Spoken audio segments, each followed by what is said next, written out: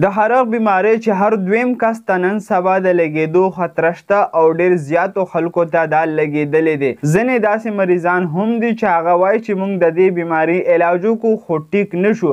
نو داسې کم غلطۍ دي په دې ټایم کې چې دا مریض یې کوي چې دا نه ټیک کیږي.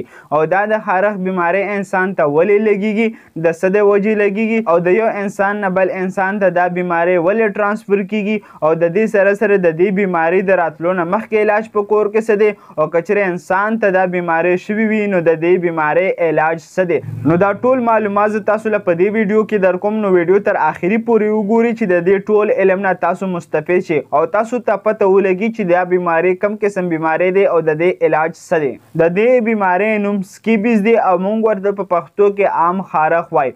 دا د یو کیړلي د وجې لګي چې موږ هغه ته په پښتو کې کیړلی ویلی شو او په میډیکل کې دې ته مایټس یا پیراسایټ ویلی شي چې د هغه نوم سارکوپټیس سکیبایز دی. او په دې مایټ دې پیراسایټ یعنی په دې کیړلي کې یو فیمیل او بل میل په دې کې چې کوم دا فیمیل یعنی کوم زنانه کیړلی دی دا ډېر زیات خطرناک دی چې انسان ته وشي. کله چې دا انسان ته وشي نو دا د انسان په سرمن کې د نوزي او په هغه کې داسې ځای ګوري چې په هغې کې انډې جوړې کړي. او کله چې دا فیمیل پکې انډې واچوي نو په یو هفته کې دننه د دې نه بیا د یو انډې نه یو مایټس یو پیراسایټ جوړ شي چې دا د انسان په وجود باندې بیا ډېر زیات شي چې د هغه د وجې نه انسان ته ډېر زیات خارق کیږي او خارق دومره زیات وي چې د انسان کومه سرمن د هغه هم په ګرېدو پکې نښې جوړې شي چې هغه ته سکریچ مارکس ویلی شي. د هغې نه بعد بیا انسان ته یو بل جراثیم ولګي چې هغې ته بیکټیریا ویلی شي.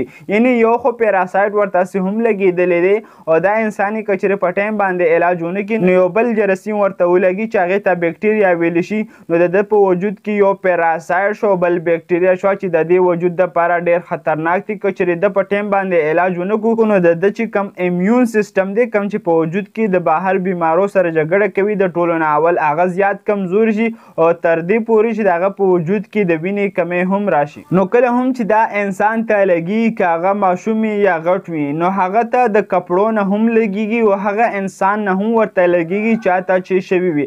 ځکه چې دا پیراسایټ او دا مایټ چې کوم دی دا د یو سرمنې نه بل سرمنې ته ځي او د کپړو نه هم بلو کپړو ته ځي.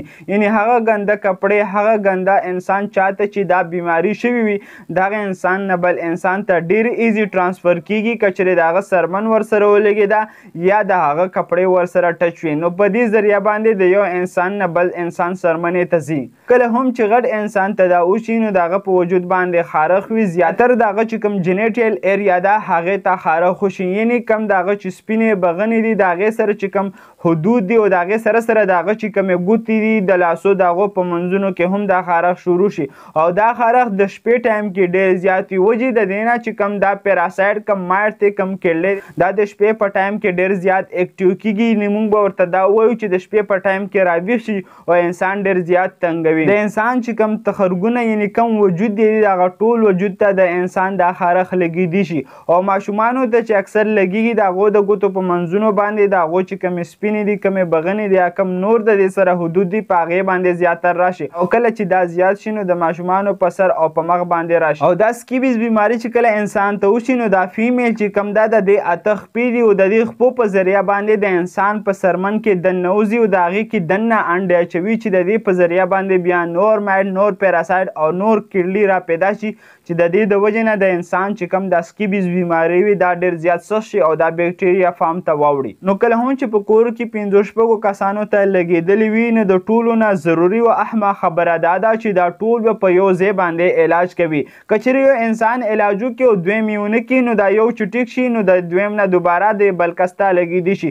ځکه چې دا مایټ دا پیراسایټ دا کیړلی د یو سرمنې نه بلې سرمنې ته ځي یا د کپړو نه هم انسان ته لګېږي. نو د دې نه ضروري او بهتره خبره دا ده چې کله هم انسان علاج کوي نو په کور کې څومره هم مریضان چې دا ټول به په یو ځای باندې علاج کوي. که چېرې دا ټول مریضان په یو ځای باندې علاج ونه کړي نو دا بیماری دغه د کور نه نه ختمېږي. او دویمه ضروري خبره دا کله هم چې تاسو علاج کوئ د هغې دوران کې د هغې نه وړاندې او د هغې نه بعد ستاسو چې کومې بسترې دي کومې کمبلې دي کومې کپړې دي یعنې کوم هغه څیز دی چې ستاسو په استعمال کې دی هغه به په ګرمو اوبو باندې تاسو ووینځئ او 3 ورځې به تاسو میار ته هغه خامخا ورکوئ. کم چې تیز میر وي چې د دې د وجې نه هغه مایډ هغه پیراسایډ کم ته چې مونږ کیړلی ویلی شو دا ورسره مري. که چیرې تاسو دا بشترې دا کمبلې میر ته ورنه کړې او تاسو په ګرمې اوبو باندې ونه وینځلې نو تاسو که چیرې ټول هم علاج وکړئ نو دا کیړلې دا مایډ دا پیراسایډ ستاسو وجود ته بیا راشي او دوباره بیا خارښ شروع کړي. نو د دې سره بهتره خبره دا ده چې کله هم تاسو علاج کوئ نو ټول به په یو ځای باندې علاج کوئ ورسره تاسو به د صفایي خیال ضروري ساتئ چې دا نصف ایمان هم دی. او د دې د علاج دپاره میډیسن استعمالیږي هغه په خوله هم خوړی شي انجکټیبل فارم کې هم او کریم او لوشن فارم کې هم وي خو هغه د کنډیشن مطابق مریض ته ورکولی شي یا که چیرې هغه زه تاسو ته اوس په دې ویډیو کې وښیم نو تاسو د هغې په ډوز ایډجسټمنټ باندې نه پوهیږئ چې د هغې د وجې نه ستاسو وجود ته نور نقصان درکوي شي. نو که چیرې چاته دا بیماري شوې وي نو هغه ته پکار ده چې ټول په یو ځای باندې علاج وکړي ورسره هغه چې کمې کپړې کمې بشترې کم کمبلې دي هغه ټول به په ګرمو اوبو او په صابون سره ووینځي او د هغې سره 3 ورځې یا یو هفته به ګرم میر تاکیدي چې دا مایډ دا پیراسایډ کم کیړلې چې موږ ورته ویلی شو چې دا پکې مړ شي او دا پکې ژوندی پاتې نه شي ځکه چې د دې د وجې نه دوباره بیا انسان ته لګیږي. نو که چیرې دا ویډیو انفارمیټیو وي خپل فرینډ سره یې خامخا شیر کړي او دغه شان میډیکل انفارمیشن دپاره زموږ سره اوسئ. شکریه. الحافظ.